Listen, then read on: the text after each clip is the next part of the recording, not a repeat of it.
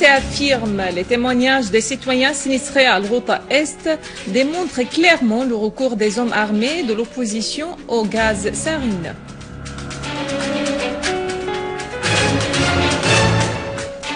Al-Brahimi affirme que la loi internationale n'autorise pas l'intervention militaire sans une résolution adoptée par le Conseil de sécurité. Et le règlement politique est la seule issue à la crise en Syrie. La Russie et l'Iran affirment que le recours à la force contre la Syrie déstabilisera la situation dans ce pays et la région tout entière.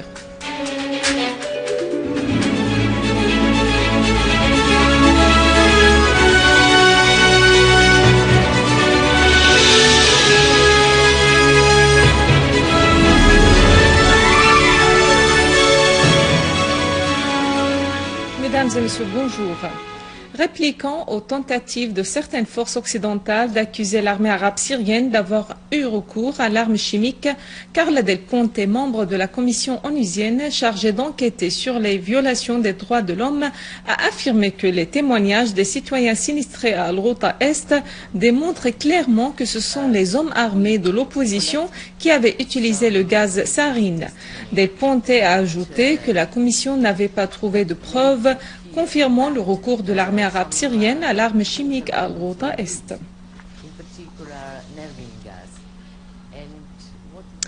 L'émissaire onusien pour la Syrie, Lakhdar al-Brahimi, a affirmé que toute intervention militaire en Syrie va compliquer la situation et que le règlement politique est la seule issue à la crise.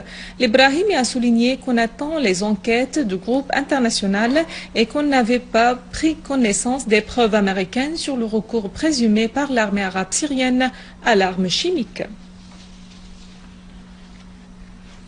Le ministre russe des Affaires étrangères, Sergei Lavrov, a affirmé lors d'un contact téléphonique avec l'émissaire de l'ONU pour la Syrie, Lakhdar al-Brahimi, que le recours à la force pour résoudre la crise en Syrie y déstabilisera la situation ainsi que dans la région tout entière. Dans un communiqué, le ministère russe des Affaires étrangères a fait savoir que Lavrov et El-Brahimi avaient convenu que toutes les parties et les acteurs extérieurs doivent travailler franchement et sans rééditer les erreurs précédentes pendant cette étape critique. Dans un appel téléphonique similaire avec le secrétaire du département d'État américain, John Kerry, Lavrov a affirmé que son pays rejette les accusations américaines sur l'usage par la Syrie de l'arme chimique. Le ministère russe des Affaires étrangères a indiqué que Lavrov avait exprimé l'inquiétude de son pays vis-à-vis de l'orientation préméditée de certains pays vers la mise en échec des efforts déployés pour résoudre la crise en Syrie par des voies politiques. Lavrov a fait noter que la Russie appuie l'échange des informations sur le recours présumé à l'arme chimique en Syrie par le biais des experts. Lavrov a souligné la nécessité de soutenir et de garantir l'action du groupe d'experts en Syrie. En outre, les deux ministres russes et américains des Affaires étrangères ont affirmé l'importance de poursuivre la communication entre les deux pays sur la situation en Syrie. Le secrétaire général des Nations Unies, Ban Ki-moon, a souligné la nécessité de trouver un règlement diplomatique de la crise en Syrie. Il a affirmé depuis La Haye l'importance d'offrir l'opportunité à la paix et la diplomatie. Ban Ki-moon a indiqué qu'il fallait donner à la commission de l'ONU chargée d'enquêter sur le recours à l'arme chimique de plus de temps pour dévoiler les faits. Ki-moon a appelé également le Conseil de sécurité à agir pour instaurer la paix, disant « Nous étions parvenus au moment le plus dangereux dans ce conflit ». À Téhéran, le ministre iranien des Affaires étrangères Mohammad Jawad Zarif a appelé les Nations Unies à jouer son rôle pour parvenir à un règlement politique de la crise en Syrie, tout en regrettant l'appel de certains pays voisins à discuter d'une option militaire pour la crise. Dans une interview télévisée, Zarif a insisté sur le rôle des Nations Unies dans le règlement politique de la crise en Syrie. Il a ajouté avoir mis en garde Jeffrey Feltman, secrétaire général adjoint aux affaires politiques des Nations Unies, lors de sa récente visite à Téhéran, contre toute intervention étrangère dans la région qui sera entièrement enflammée. Pour sa part, le président du Conseil iranien de la Shura, Ali Larijani, a condamné le plan américano-occidentaux-sioniste contre la Syrie, lequel vise à imposer l'hégémonie dans la région. Larijani a mis en garde l'Occident contre les résultats du déclenchement d'une action similaire contre la Syrie. Il a appelé l'Occident à s'inquiéter de son fils illégitime dans la région, Israël.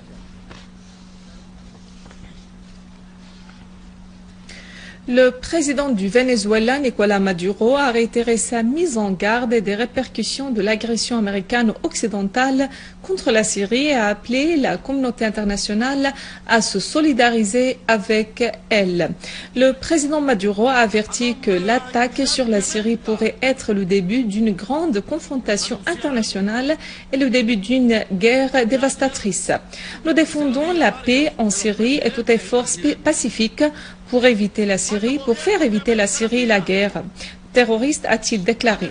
Le président Maduro a de plus souligné que les États-Unis et leurs agents dans la région ont armé les terroristes et ont également apporté des mercenaires de partout dans le monde pour détruire la Syrie. Et aujourd'hui, ils veulent attaquer la Syrie sous prétexte des armes chimiques.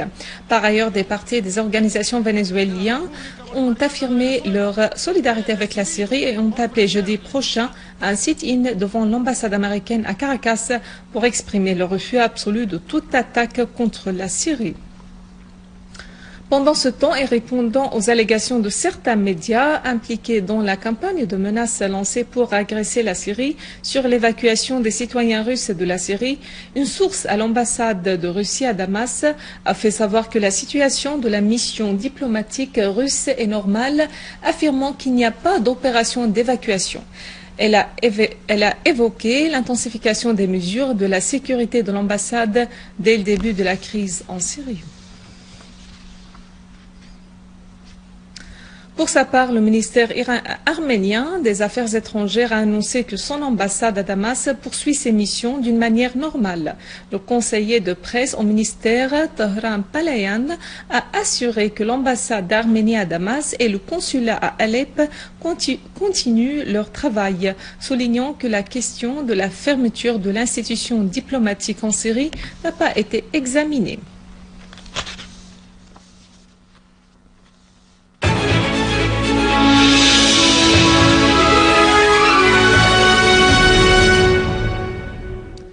Sur le terrain, une source bien informée a déclaré que des dizaines de terroristes avaient péri suite à une explosion d'une roquette alors qu'ils tentaient de la lancer depuis l'un de leurs repères dans le village d'Ain al-Hussein à Homs, campagne. Des unités de l'armée arabe syrienne ont liquidé de nombreux terroristes, dont certains étaient affiliés à la soi-disant brigade d'At-Tawhid dans plusieurs quartiers de Homs et sa banlieue. Ces unités ont également tué et blessé plusieurs terroristes et détruit leurs repères, leurs armes et munitions dans le village de Kissin et les fermes d'Azara à Talkalah. Un groupe terroriste a totalement été liquidé à l'est de la mosquée d'Al-Umari à Ar-Rastan. Parmi les terroristes tués figurait Yasser Wardeh, chef de ce groupe.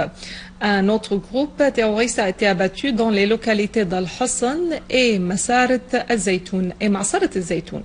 Dans la ville de Homs, l'armée arabe syrienne a tué de nombreux terroristes au nord de la mosquée d'Az-Za'faran, dans le quartier de Babhoud, et à l'ouest de la mosquée de Ka'b al-Ahbar, dans le quartier de Bab al-Saba, détruisant leurs armes et munitions.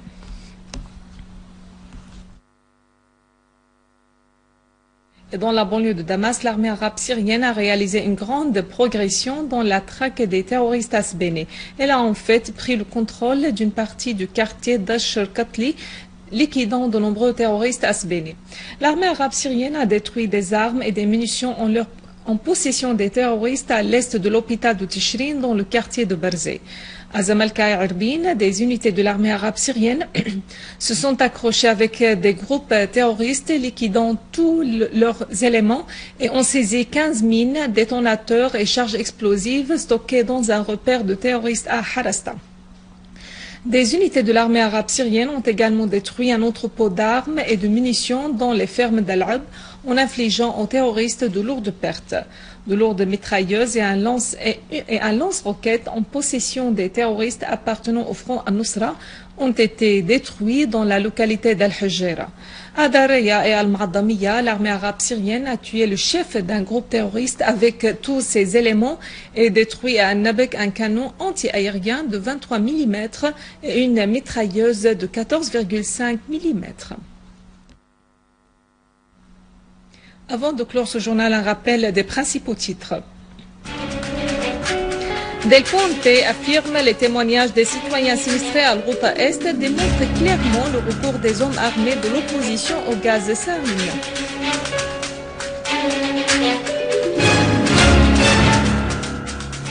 Brahimi affirme que la loi internationale n'autorise pas l'intervention militaire sans une résolution adoptée par le Conseil de sécurité et le règlement politique est la seule issue à la crise en Syrie.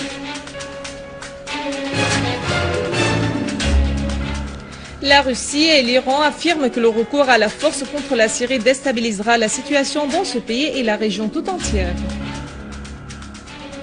Mesdames et messieurs, c'est la fin de notre édition. Pour la revoir, visitez notre site web syriaonline.sy. Merci à vous, merci à toute l'équipe. Au revoir.